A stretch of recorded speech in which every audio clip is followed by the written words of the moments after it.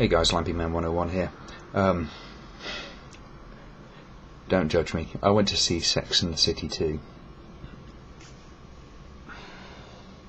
You know, I didn't expect much of it. I really didn't. It was, you kind of set your benchmarks fairly low when you go to see a film like this. Now, I pride myself on sort of trying to give so many different types of films a chance.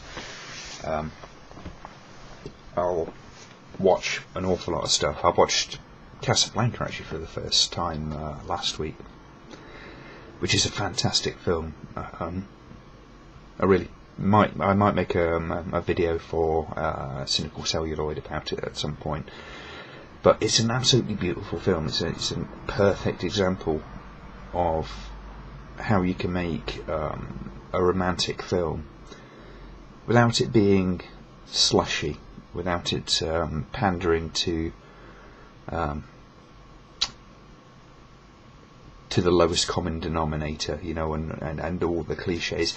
Although the film can seem cliche these days, it's important to realise that film set most of the cliches, and that's a fairly important thing to remember. A lot of the dialogue is parroted. It's the lines are extremely well known.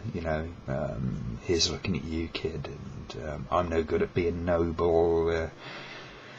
All these lines which sort of came out of it. Although they never say play it again, Sam, which is one of those classic movie lines that never actually happened.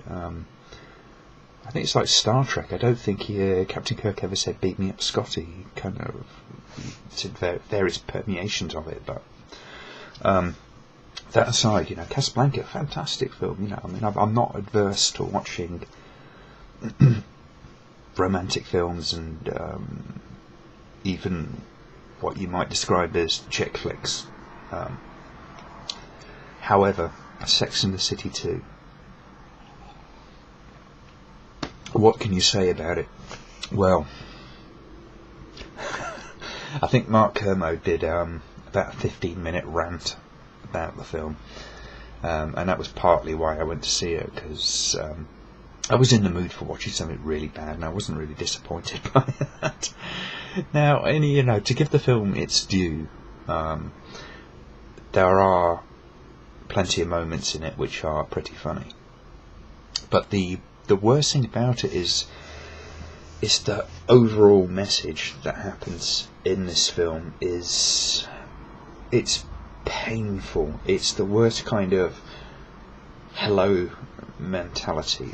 Hello the magazine. I don't know if you get it in whatever countries you're watching this video from, but those celebrity magazines where the likes of Posh Spice basically bemoans her love life and all that kind of stuff, and you're just looking at this uber rich spoilt brat, essentially, who decides that your money doesn't buy you happiness. My life's so hard. You kind of shut the fuck up. And that's the worst thing about this film, Sex and the City 2.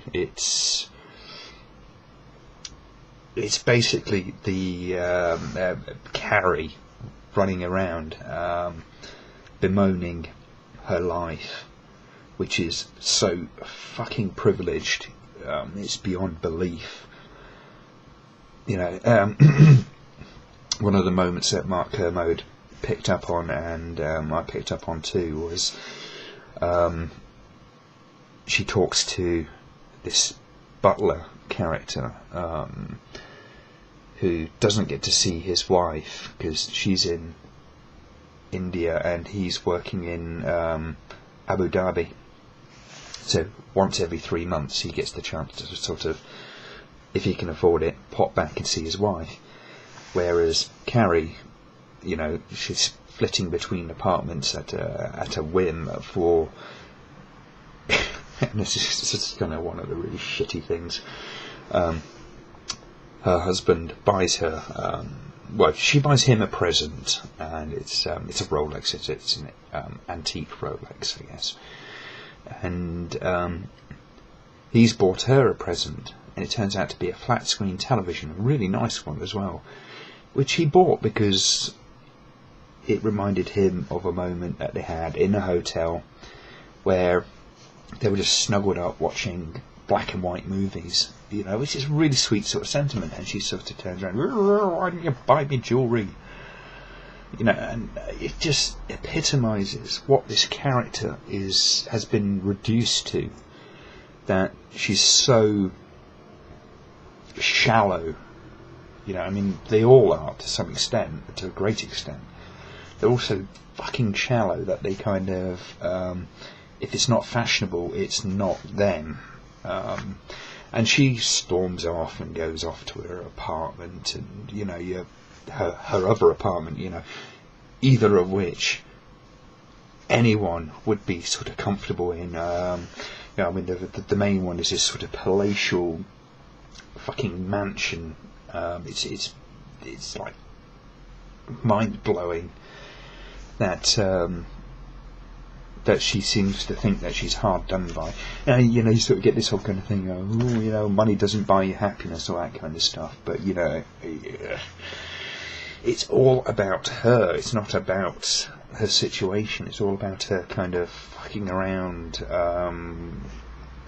moaning because of how her life is. You know, it's tough to have any kind of sympathy for someone like that. You know, I mean, because all these things that are wrong with her life is because it's wrong with her. You know, and that's the thing. Everything about this film is so fucking vacuous, and, you know, I mean, there's a lot of moments in it where I kind of sat and I just went, "That's." It's kind of a high fashion version of the worst kind of blokes movies. You know, the sex is just sort of discussed in the grossest terms. It's not approached with any kind of thoughtfulness or anything like that. It's just this thing that they kind of discussed in the same way that you would imagine. Well, it's kind of like Porky's. I don't know if any of you guys have seen that film, Porky's. That sort of very bawdy bloke kind of humour just transferred into these women, and that's somehow supposed to be liberating for these people, that these women are talking about this in these sort of terms. Now, personally, I kind of look at that sort of thing and I go, well, no, actually, you don't become equals or superior or whatever